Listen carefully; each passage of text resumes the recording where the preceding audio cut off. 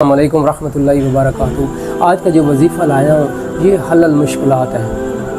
زندگی کے اندر آپ کے جو کام نہیں ہو رہے، آپ کا کوئی بندہ بات نہیں مان رہا، آپ کے جو زمینوں کے مسئلے بنے ہوئے ہیں، لڑائی جھگڑے بنے ہوئے ہیں، آپ کے گھر میں عدالت کے کیس چل رہے ہیں، آپ کے گھر میں تھانے کچہریاں، جھگڑیلو لوگ ہیں، آپ جھگڑے کے شکار ہو چکے ہیں، آپ کا ہر کام جو ہے وہ الٹا ہو رہا ہے، اور آپ کے خاندان والے جو ہیں وہ آپ ان کی نظروں میں آئے ہوئے ہیں، لوگ آپ کی طرح طرح کی تانے کستے ہیں، طرح طرح کے معاملات کا شکار ہیں آپ، تو یہ وظیفہ آپ ایک دفعہ ضرور کریں۔ انشاءاللہ یہ وظیفہ وہ وظیفہ ہے جو ہمارا خاندانی عمل ہے۔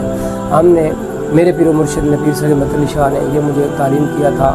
ہمارا خود کا ایک مسئلہ تھا، قبضے کا مسئلہ تھا، تو مکان پہ کسی نے قبضہ کر لیا تھا، تو ہم نے یہ سارے فیملی والوں نے بیٹھ کے یہ بند کیا تھا۔ یقین کریں کہ ایک ماہ بھی نہیں گزرا تھا تو اللہ تعالیٰ نے ایسے وسائل پیدا کر دیے، ایسے معاملات پیدا کر دیے، ایسے لوگ بیچ میں آ گئے درمیان میں صلح صفائی کے لیے کہ جس کی ہم توقع بھی نہیں کر سکتے تھے۔ یہ خود میں نے وظیفہ آزمایا ہوا ہے، کیا ہوا ہے، اس لیے آج میں نے سوچا کہ آپ لوگوں کے ساتھ بھی شیئر کروں۔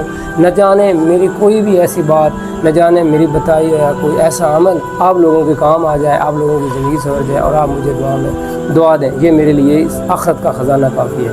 تو آپ نے یہ وظیفہ صرف 12 دن کرنا ہے۔ ایک بندہ بھی کر سکتا ہے، فیملی کے ساتھ ممبر بیٹھ کے، جتنے بھی ہیں، 5 ہیں، 4 ہیں، 2 ہیں، 3 ہیں، 10 ہیں، جتنے بھی ہیں وہ بھی کر سکتے ہیں، ٹھیک ہے۔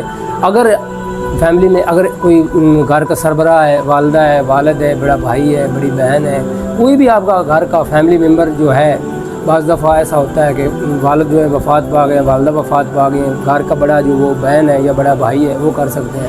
گھر کا جو سربراہ ہے، بڑا بندہ، وہ ہی کرے تو زیادہ فائدہ ہوگا انشاءاللہ۔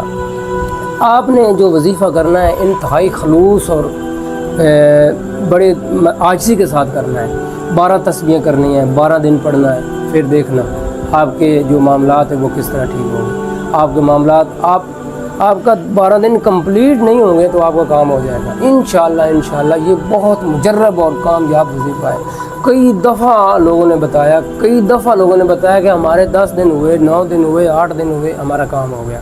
آپ تجربہ کر لینا، آپ زندگی میں یہ عمل کرنا، یہ عمل کرنے سے آپ کے تمام وہ پہاڑ جتنی مصیبت ہے، پہاڑ جتنی پریشانی ہے، آپ کو کوئی چیز نظر ہی نہیں آ رہی کہ اس کا کوئی حل ہو جائے گا یا اس کا کوئی حل ہوتا ہوا نظر آ جائے گا، نہیں تو پھر یہ وظیفہ کریں، پھر دیکھیں انشاءاللہ اس وظیفے کا کمال۔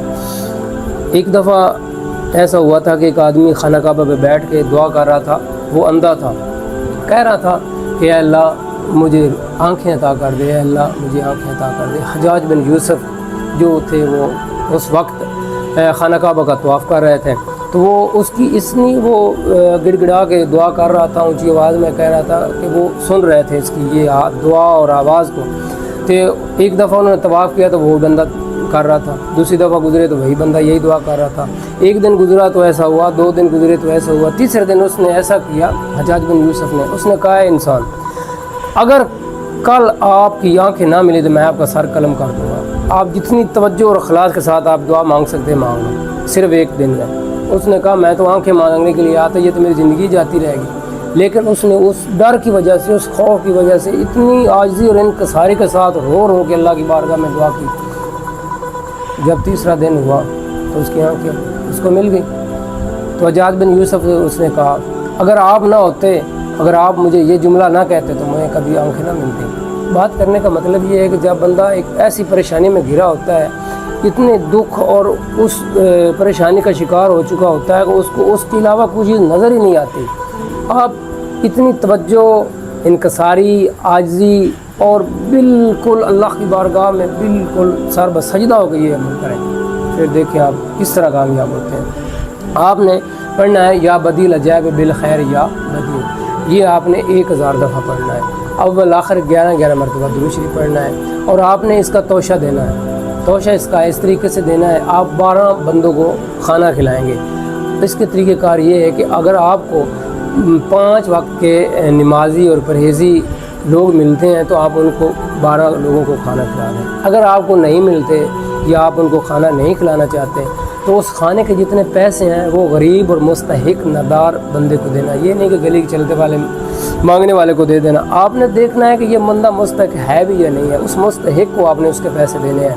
اس کے علاوہ وہ بندہ اتنی افورڈ نہیں کر سکتا, وہ ایسا کرے حلوہ بنا لے, پوڑی بنا لے, وہ 12 پوڑیاں اور حلوہ جو ہے وہ 12 لوگوں میں بانٹ دے, بچوں میں بانٹ دے, غریبوں میں بانٹ دے. اس کے علاوہ